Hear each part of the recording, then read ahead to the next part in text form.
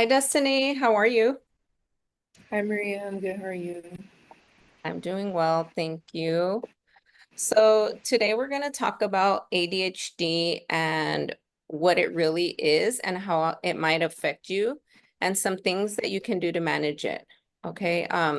Before we dive in, I want to start by clarifying up a few things with you. Um, some people might think that ADHD is just, not being able to sit still or pay attention, but that's not the whole picture, okay? And I really want you to understand what ADHD is. So ADHD is a brain-based condition, meaning that your brain works a little differently than others. It's not about being lazy, unmotivated, or lack of intelligence. It's just, you have a different way of seeing things and focusing. Okay. Does that sound good? Yeah, it makes sense. I just heard people say things like that before and it just always bothers me.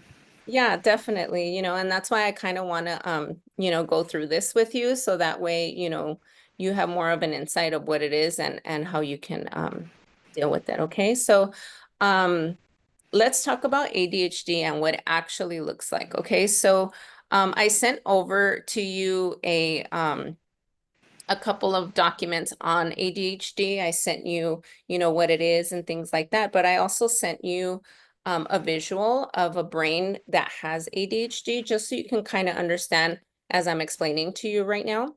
So let's go ahead and actually see what it looks like. So ADHD is mainly affected on how your brain handles focus, organization, and impulses. Okay, so there's a few different symptoms you might be experiencing. Some people have more trouble with focusing. Some feel a little restless or act on impulse. Or sometimes they just deal with both, right? You know, have you ever dealt with something like that? Yeah. Yeah. All right. So, um, if you can take a look at the visual that I sent you, we're gonna go over it a little bit. So I wanted to focus on, what the difference is between a brain that has ADHD and a brain that does not have ADHD, right? So, the smaller uh, prefrontal cortex. Right there, it's the lack of focus, creative thinking, and it's a little smaller than the average brain that does not have ADHD. Okay, and this is why, you tend to lack a little bit on focus and, you get distracted a little. Okay, so let's break it down in a couple of situations. Okay, so that way I want you to be aware and understand what I'm talking about. So, first at school, do you ever find it hard to stay focused, like on classwork, especially when it's something that doesn't really grab your interest? Yeah, definitely. I tend to like zone out in class sometimes when I don't really understand Yeah, yeah, and it just it's makes me feel, yeah, I sometimes I feel like it's boring or something. yeah, yeah, and and that's totally normal, for someone who has ADHD. Um, that's that's affecting your focus, you might find yourself also, probably daydreaming or distracted on your phone, right? Or maybe you start a project and get stuck halfway, and because other thoughts pop into your mind or in your head, right? You just kind of lose a little focus, right? So um ADHD can also show up in relationships. So I want you to be aware of that as well. It doesn't only like show up at school or when you're focused or, when you're like doing a project or anything like that. It also shows up in relationships. So I'm kind of just running through things. So like, that way you can be aware of like where your ADHD is gonna take place, okay? So you might forget, maybe let's just say you had plans with friends or sometimes you might say something before you really think about it. You just kind of blurt it out. Maybe you interrupt people without meaning to. Um, and it's not because you don't care, right? It's because your brain has a harder time like hitting that pause button. Um, and you just kind of, you're just ready to say something, can you relate to something like that? Yeah, I can. Sometimes I feel like I am being rude in certain situations, Yeah. but I just really can't like really say what's on my mind. That's how I feel like, you Yeah, know. and sometimes it's kind of hard for you to, try to grasp everything at one time, because there's a lot going on and there's a lot that you want to say, and I'm sure that's a little frustrating for you. And we're going to go through a couple of things for you to kind of do and in our next sessions and stuff. I'm going to kind of show you like how to handle all this so that way, you're able to kind of, keep the conversation, you can pause, you know when to pause and things like that, okay? So, let's talk about some things that you can do, like a couple of strategies that can help. Um, ADHD isn't something that we can fix, but there are ways to work with it. And it doesn't cause as much stress on you. So, let's go ahead and talk about a few things like that. So, do you ever use like a planner or like a reminder app or something like that? I've tried to use a planner, but I end up forgetting to use it. I don't know if because like it's not visible to me or like I'm just too lazy to use it, you know. Yeah. Yeah, a planner is a really, really good tool.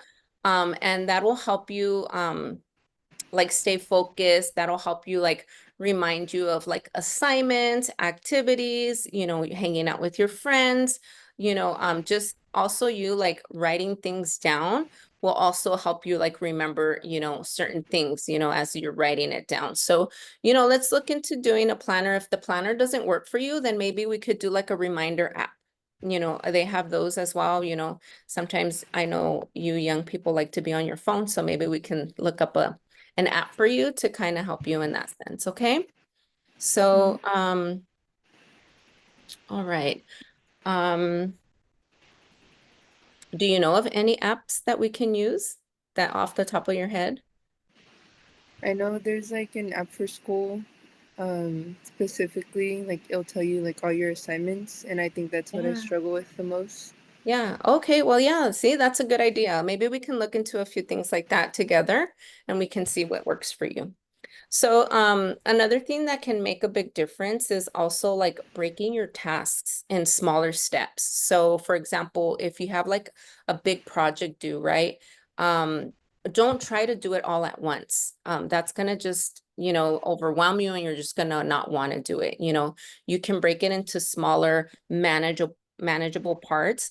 So maybe you can focus on doing like the introduction one day and then the main part the next day.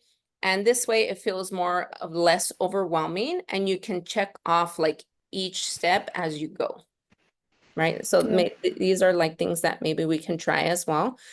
So, and that goes for anything. It doesn't have to necessarily just be for like an assignment. It can be for anything, like something that you feel like you're overwhelmed with.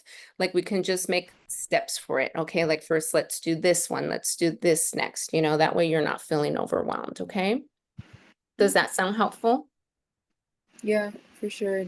I do feel like I do everything in one go, so it gets me more overwhelmed and I get really upset and Yeah. I just get upset to the point where I don't finish it and Yeah. that's frustrating.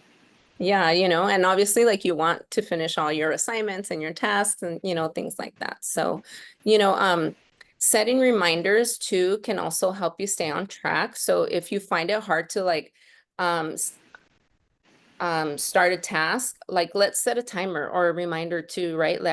That way it tells you like when to start, when you're almost going to be done, things like that. So that way you kind of more or less have like a time frame of like, okay, I'm going to start it, I don't know, 10 minutes. I'm going to work on it for 10 minutes. I'm going to take a break and then I'm going to come back and work on it another 10 minutes. You could even set another timer to remind you like when to take breaks. So that way, like, okay, I'm going to work on it for this amount of time. Your reminder goes off, like, I need to take a break, I need to step away, and then we're going to come back. How does that sound so far? Yeah, that sounds good. I like the to have that discipline too and have Yeah. that like strictness. And sometimes. that'll also keep you accountable, right? Like, for you to set your timer, for you like to make sure you take your breaks, because your mind works so differently.